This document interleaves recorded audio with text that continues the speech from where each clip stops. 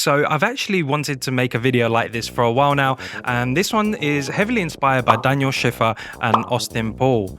They both have incredible YouTube channels, which I'll leave the links in the description for that. We're going to film a commercial for a product. So in Daniel's video, he made a cereal commercial in his dining room, and in Austin's video, I saw that he used a TV to create different colors for his backgrounds. And of course, this got me really interested. I thought it's a cool concept to try out. What can I use? What snack can I use that won't spoil over time, especially under hot lights? Ta-da! They look fantastic, they taste great, and they're on sale right now. So at home, I don't own any photography backdrops. I haven't got them here, unfortunately. So I can't do that method. I don't really want to shoot against the white wall. I do have a TV right over there. Okay, so maybe we can use that. But setting up all the film light in my restricted space might be an issue. So we'll see how that goes. And worst comes to worst, I actually have a green screen, so we could use that. Also, I'm a big believer in creating opportunities for yourself. So if you're a freelance videographer, photographer, whatever, how do you get clients when you don't have any clients? Well, in my case, I created the work that I wanted to be hired for. So back in the day when I was interested in music videos, I'd shoot low budget, self-funded music videos by myself. And then eventually I got to understand that world a little bit more, and it just expanded from there. And currently, now that especially we're in lockdown, we can't go anywhere, I've started to become interested in product videography. So this could be a good start for me if I want to do more stuff like this. So Doritos out there, if anybody's listening from the company, you might get me to do an official video one day if you like what you've seen. But regardless, this should be a good portfolio piece. So if I do have this kind of concept for another client in the future, I can showcase them this example of work. I'm going to start off by trying the TV method from Austin's video. The idea is to display a color I want on the TV as my background and then fill my product against that. Before we start, maybe I should have a little disclaimer about my haircut.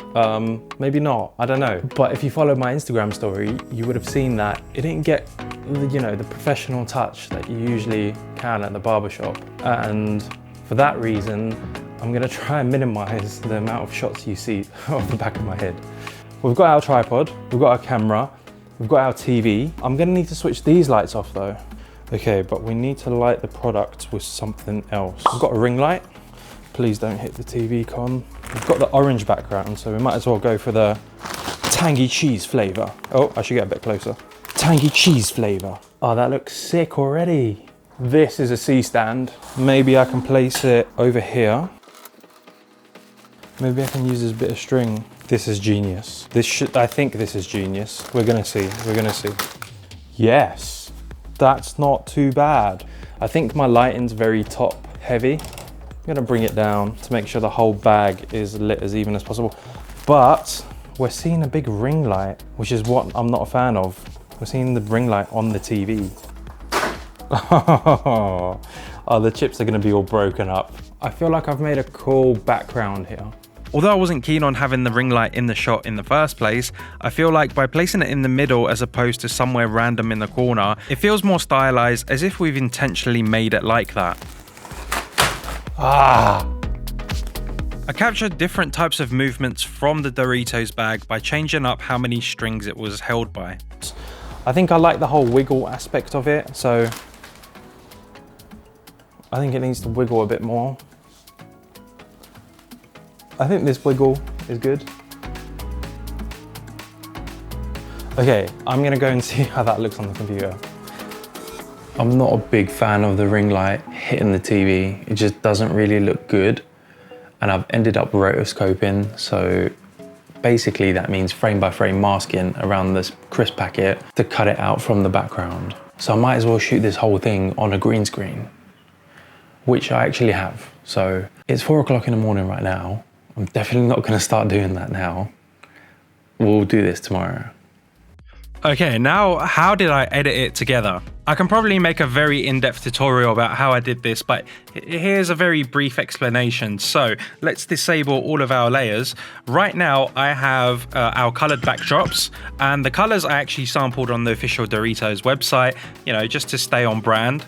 So our first layer, sync to the music, is just the backgrounds.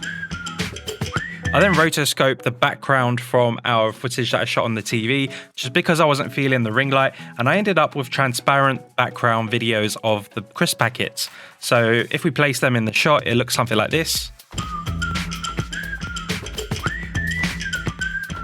Also went through some old files and found some pre-animated backgrounds. So this is like a fire, some wavy lines, and some more cool lines. I then put the layers between the Doritos bags and our background and enable that, and it looks something like this.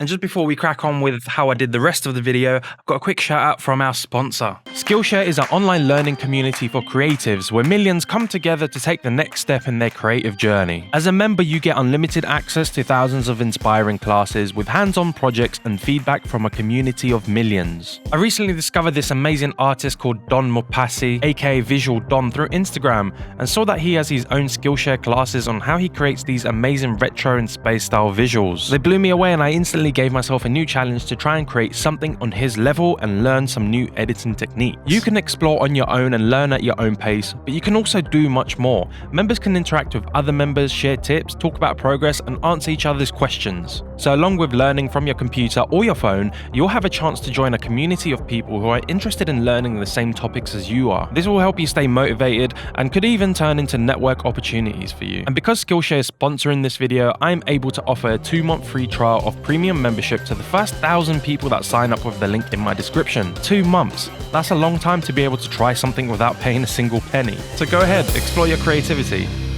Right, day 2 of filming. My sleeping schedule was bad as my hair, okay? Unbelievable. Look at the back of it. I have no clue what's going on there. I'm like a parrot. Whilst doing an essential food shop today, I found a new Doritos product, okay? They do like Pringle style type of cans, but they're triangles. And they have 3 different flavors. So they have flaming chicken wings, Mexican chili salsa, and ultimate cheese. Let's do a little taste test. Cheesy. Not spicy. Very salsa-y tasting like, but not spicy at all. And then the chicken wing flavor. A bit like beef hula hoops. That's my food review out of the way. Let's film these. I think what I'm gonna do to prop these up is stick something to the bottom of it so I can screw it onto a light stand. I don't know, let's see how this goes. Oh, and our setup has now changed as well. This is how it's gonna look. We've got a green screen, 2 lights, and a ring light.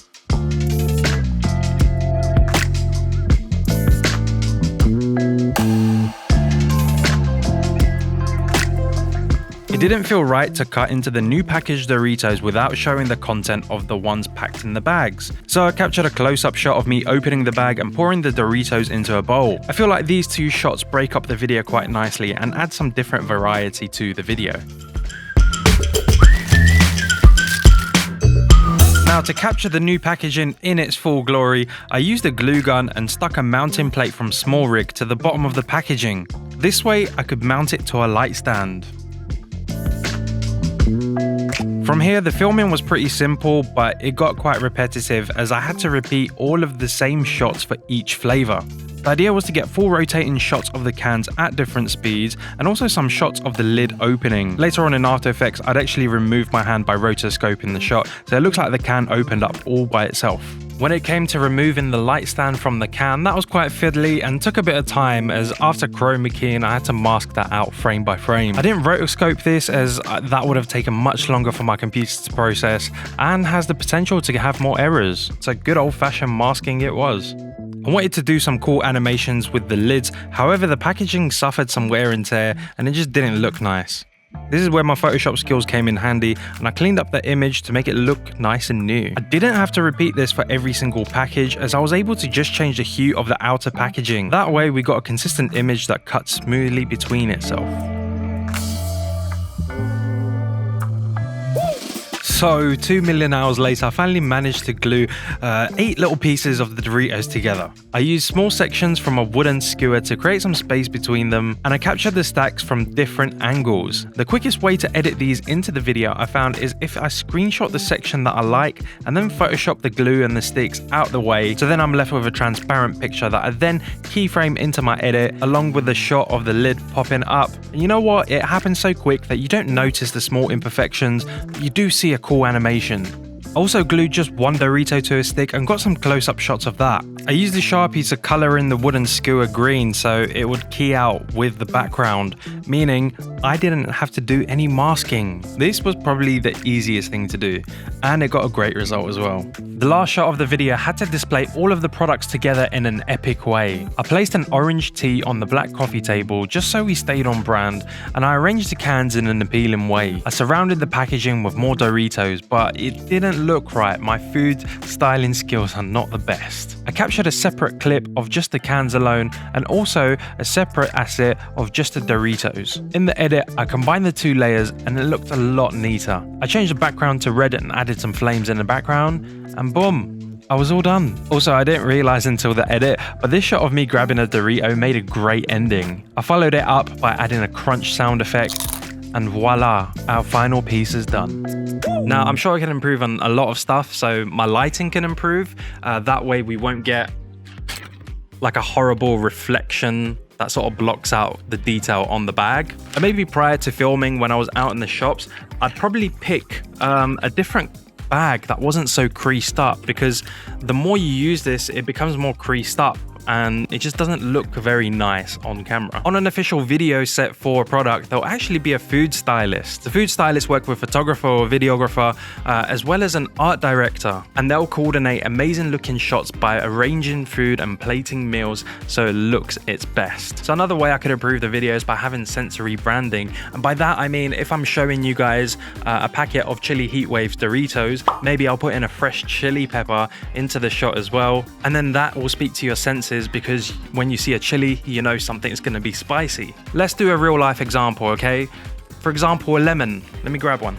Apparently, if you see someone eating a lemon, your mouth waters automatically because your brain associates it with being sour. So just for the sake of this example, I'm going to try this. If your mouth waters, leave a like on the video. If it doesn't, leave a like anyway and subscribe.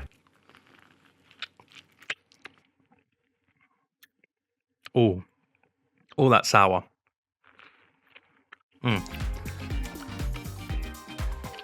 That's sour. Well, that's it for this video. I hope you've enjoyed that. I am looking forward to making videos like this in the future as well. Also, guys, we're closing in on the 400,000 subscribers, so please subscribe if you're new to the channel, and I'll see you soon.